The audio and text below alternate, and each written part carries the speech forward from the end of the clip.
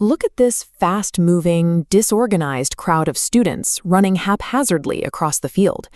When you have hundreds of students, multiple concurrent events, and no clear structure, a school sports day quickly devolves from a fun competition into total logistical chaos. To gain control of the field, you need a systematic approach. We break the event down into 3 strict chronological stages: pre-tournament, tournament day, and post-tournament. Before you even reach the first stage, you have to establish your foundation.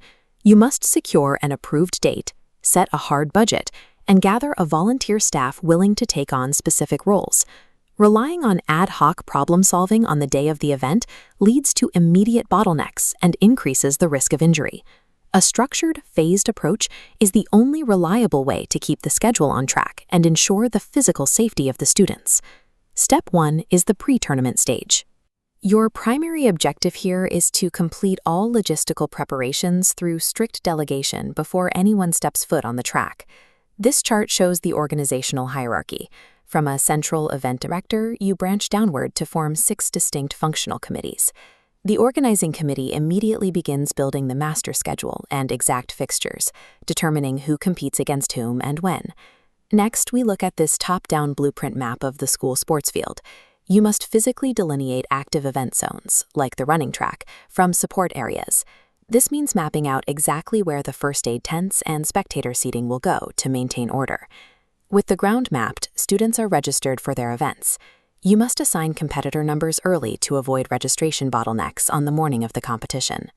By completing these structural and physical preparations in advance, the actual event day stops being a stressful scramble and runs like an automated, self-sustaining system. That brings us to the tournament day phase.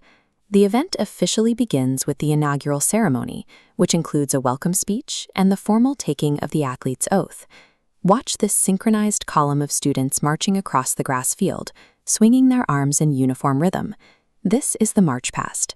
Executing this requires systematic prior training, where students learn correct marching techniques, body posture, and timing. To move the squad in unison, the instructor must practice specific executive commands with the students. These include the command "Quick March" to begin moving, the squad halt command to stop, and the mark time command for marching in place. Once the squad is confident in the basics, they execute coordinated movements. A key movement is the eyes right command, which signals the students to turn their heads and formally salute the chief guest as they march past the viewing stand. A flawless opening ceremony establishes a strict baseline of discipline and respect. When students begin the day acting with precision, that behavior carries through the rest of the competitive athletic events. Once the games begin, events must run strictly to the timetable. This relies entirely on the technical officials, who act as starters to begin the races, timekeepers to track performance, and judges to enforce the rules. While the races happen, background operations run simultaneously. The discipline committee actively manages spectator behavior around the field, while the refreshment committee ensures that drinking water is constantly available for the athletes.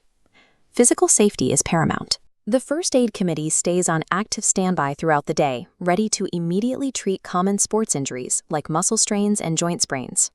This graphical medical reference poster details the strict protocol the medical team uses for soft tissue injuries. It is the RICE method: rest the injured area, apply ice, use compression to reduce swelling, and maintain elevation. In the event of a more serious emergency, officials must also be aware of the baseline protocol for CPR, or cardiopulmonary resuscitation. The steps are straightforward. Check the person in the scene, call for emergency medical help, and compress the chest to maintain blood flow. Balancing rigorous technical officiating with immediate, standardized medical responses creates an environment where athletes can compete fairly and safely. After the final race concludes, we enter the post-tournament stage. The logistical work continues even though the athletic events are finished. The immediate responsibilities involve compiling the final technical results from the judges.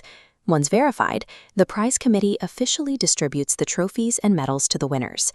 Then comes the vital administrative teardown.